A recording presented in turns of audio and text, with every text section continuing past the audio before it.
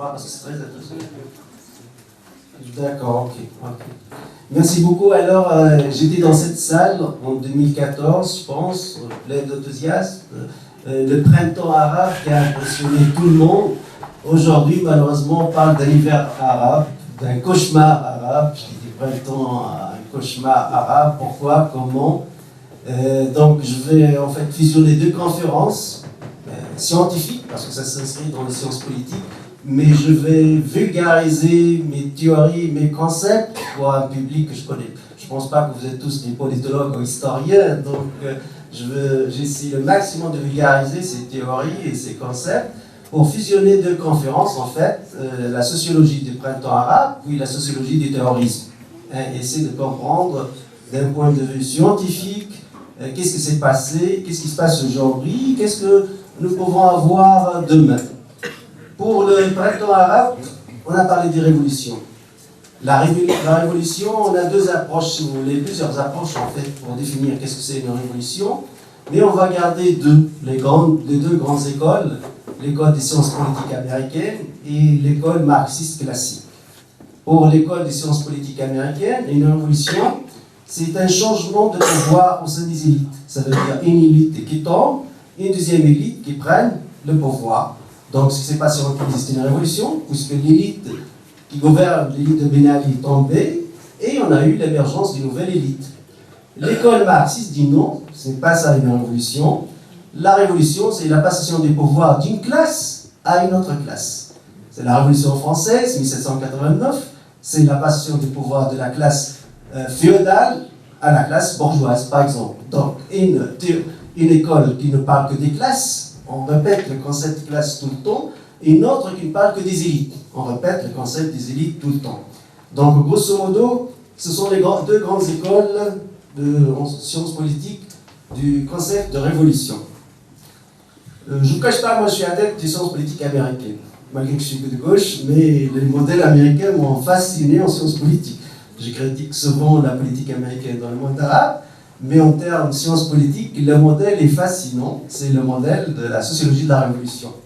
Alors, pour simplifier la chose, on va dire que toute révolution a deux séries de facteurs. Les facteurs lointains qui s'accumulent, boum, et c'est le Big Bang, c'est la révolution. La deuxième série des facteurs sont les facteurs directs, ce que nous appelons la situation révolutionnaire.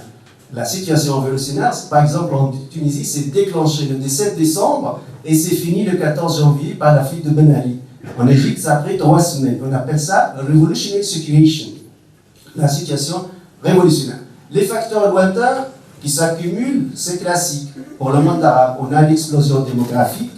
La population a passé à tripler, quadrupler parfois. À titre d'exemple, la population tunisienne en 1956, c'était autour de 4 millions, la saoudienne autour de 3 millions, aujourd'hui la Tunisie 11 millions, la saoudienne 30 millions. Donc il y a une croissance démographique énorme, suivie par une exode rural de la campagne vers la ville.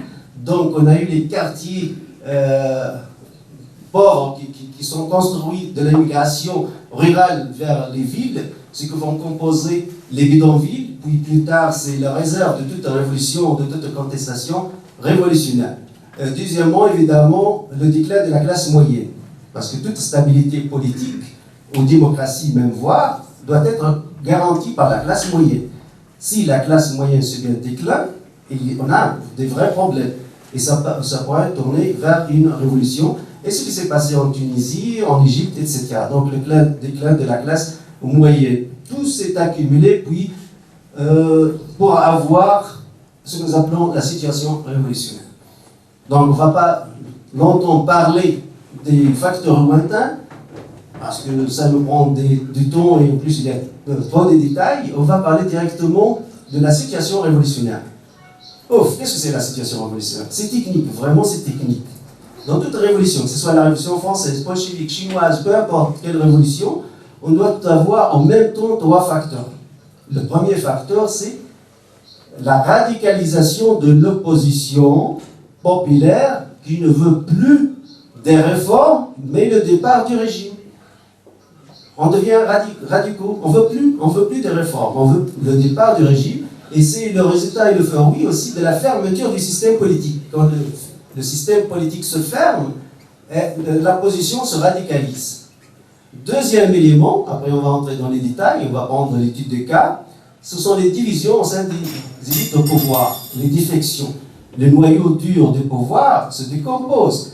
Troisième élément est déterminant dans toute révolution.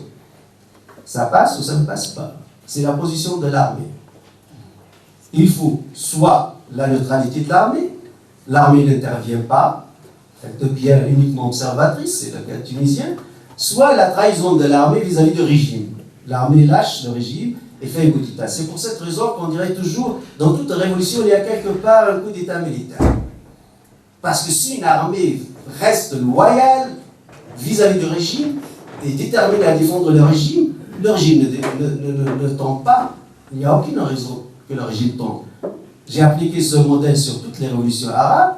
J'ai dit par exemple pour Gaddafi, la Libye, le régime ne va pas tomber. Ce qui s'est passé avec la Libye, c'est que l'armée s'est divisée. Cette brigade en faveur de Gaddafi, c'est contre. Donc quand l'armée se divise, qu'est-ce qui va se passer? On tombe dans la guerre civile. Donc on quitte la sphère de la sociologie de la révolution vers la sociologie de la guerre civile. Les cas tunisiens et le cas égyptien sont parfaits. On a bien montré comment l'armée a été neutre, l'armée a refusé de tirer contre les manifestants en premier volet, et deuxièmement a donné des signes que l'armée est avec le peuple. Pour la révolution tunisienne, moi j'étais le 12 janvier sur l'antenne de Léman Bleu, la télévision suisse romande, et j'ai dit, ben c'est fini. J'ai vu sur Facebook des images filmées par des amateurs que les officiers et les soldats se solidarisent avec les manifestants. Oui, on est avec vous. Bon, c'est clair le message de l'institution militaire tunisienne. Donc c'est un coup d'État implicite qui a fait que le régime tombe facilement. L'Égypte, c'est la même chose. Reste le cas libyen et le cas syrien ou yéménite. C'est complexe. Si l'armée syrienne veut défendre son régime, pourquoi le régime doit tomber? Si l'armée libyenne gagne la bataille, pourquoi le régime doit tomber? Parce qu'il faut dire que toute révolution doit être toujours une boîte noire fermée. On utilise souvent ce terme dans les sciences politiques, boîte noire fermée. Ça veut dire on ne doit pas accepter des interventions étrangères. Parce que imaginez-vous que la Révolution française a subi une intervention de l'armée allemande ou de l'armée anglaise. Qu'est-ce qui va se passer?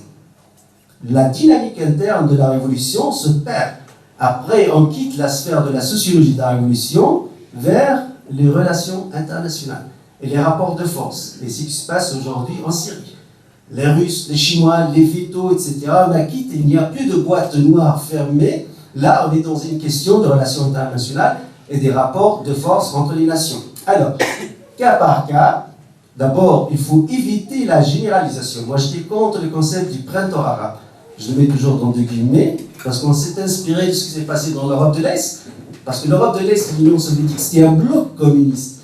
Donc c'est pareil, la Tchécoslovaquie, la Roumanie, l'Union soviétique, etc. Ça se répète, le système.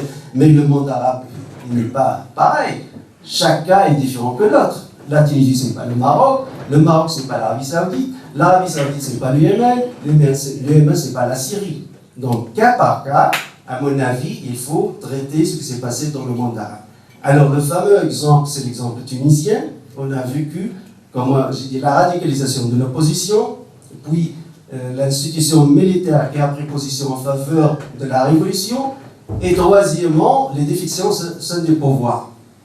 Moi, personnellement, je n'avais pas les détails, mais je dis c'est sûr qu'il y avait des défections. Et la preuve que la moitié du gouvernement de Ben Ali s'est mis en prison, la deuxième moitié du gouvernement de Ben Ali a continué à gouverner. Qu'est-ce que ça veut dire? Ça veut dire que le régime s'est cassé en deux. Les pro-Ben Ali sont en prison, ceux qui ont commis les coups d'État contre Ben Ali sont au pouvoir. On va voir ça dans la vidéo, parce que c'est une vidéo choquante.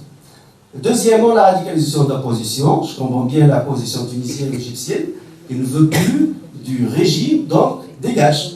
Dégage, on ne veut plus de vous, malgré le troisième du discours de Ben Ali ou de Moubarak, c'était un discours conciliateur. Ça veut dire, je vous ai compris, je suis prêt pour la réconciliation, donnez-moi encore une chance, je recule, je fais marche arrière. Hop, mais là, ce qui se passe, c'est que l'opposition devient de plus en plus radicale. Elle prend de force parce que la dictature se base ou se fonde sur La crainte et la peur, c'est un système de crainte et de peur. Le jour où on voit le dictateur qui a peur, l'opposition prend de plus de force.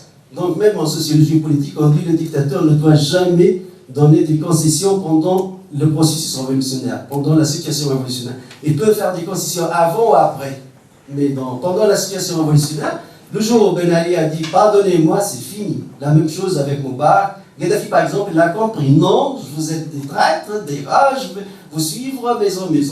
Je ne cède pas ». Le Syrien aussi, il a dit la même chose. Je ne fais pas des concessions, moi.